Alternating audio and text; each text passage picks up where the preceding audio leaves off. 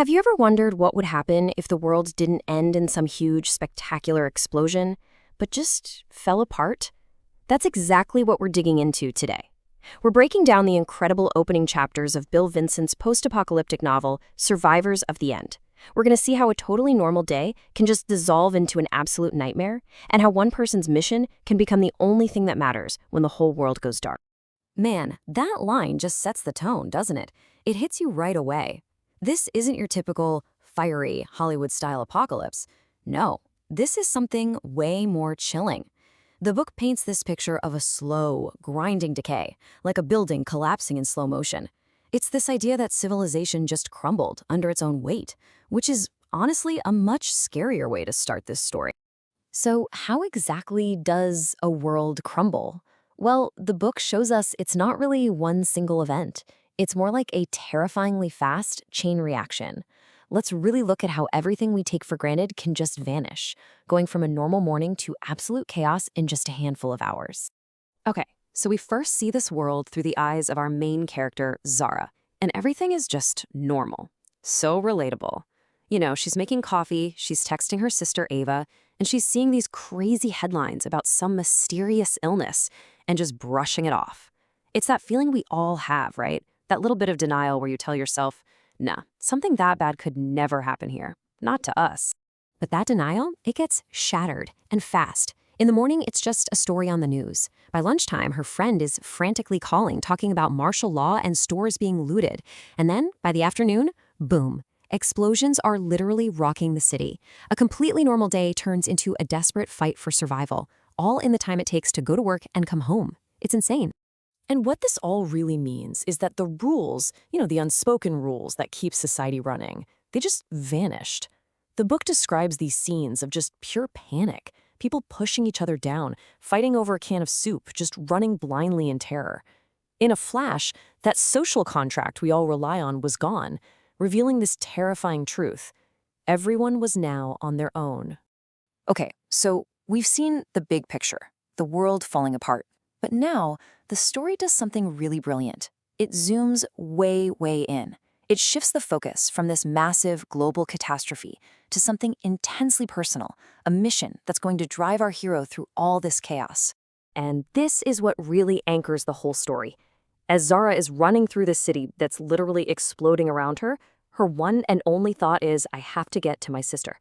So when she finally makes it to Ava's apartment and finds it empty, the end of the world suddenly becomes a deeply personal crisis. Finding Ava is now the only thing in the universe that matters. So Zara's search is just this frantic scramble. She finds a panicked text from Ava, then a neighbor gives her this chilling warning to get out of the city before they lock it down. And then, the worst discovery, Ava's phone, just left behind on the couch. You know that's bad. Her only real lead is a total long shot, their parents' old abandoned house. And when she gets there, she finds Ava's jacket. It's proof she was there, but it's also this heartbreaking sign that she's gone again. That one little piece of hope, the jacket, is enough.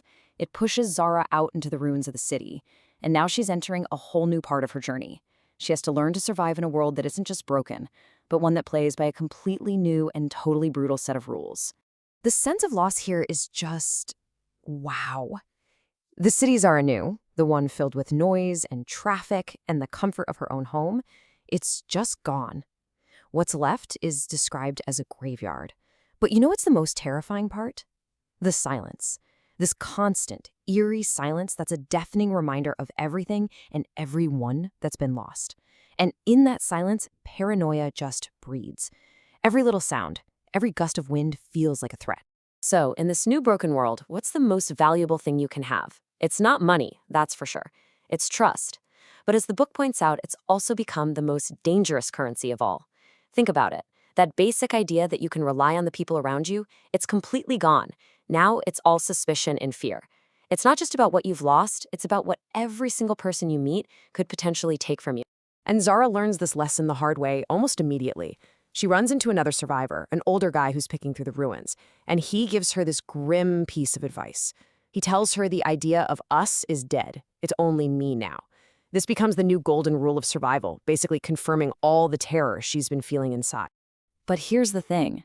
That harsh rule, trust no one, gets put to the test right away. Because as Zara keeps going, she starts to realize something else. being completely alone might be just as deadly as trusting the wrong person. And that's what leads to the start of a very, very fragile alliance.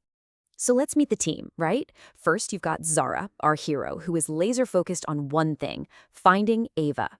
Then she meets Jake. He's a survivor too, but he's super wary because his last group completely imploded from paranoia and betrayal. And rounding out this little trio is Leah, a younger survivor who trusts absolutely no one, and for a very good reason. She's on the run from some really bad people. Now, this alliance doesn't just happen overnight. It's not like they all shook hands and became best friends. It starts with these super tense meetings, like when Zara and Jake first run into each other, both basically ready to fight to the death.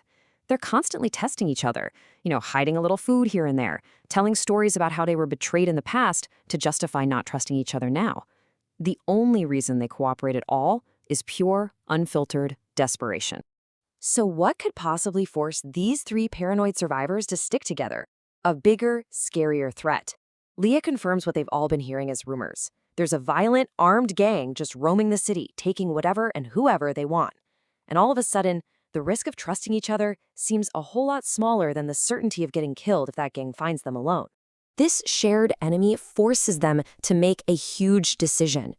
And it sets up the whole next part of their story. They have to leave the nightmare they know for a future that is a complete and total mystery. And what are they heading towards? Well, it's based on the thinnest thread of hope imaginable. Leah mentions hearing these whispers, these rumors, of a community out west that's actually safe and functioning. It's a total long shot. It could just be a story people tell to feel better. But it's the only other option besides staying put and waiting for that gang to find them. It's a massive gamble they just have to take. And that's where we're left. It all comes down to this one question. You've got this tiny, fragile group of strangers who have every single reason in the world not to trust one another, and they're heading out into the great unknown. In a world where being paranoid is literally a survival skill, is there any way they can actually hold it together, or is it just a matter of time before they tear each other apart, just like everyone else?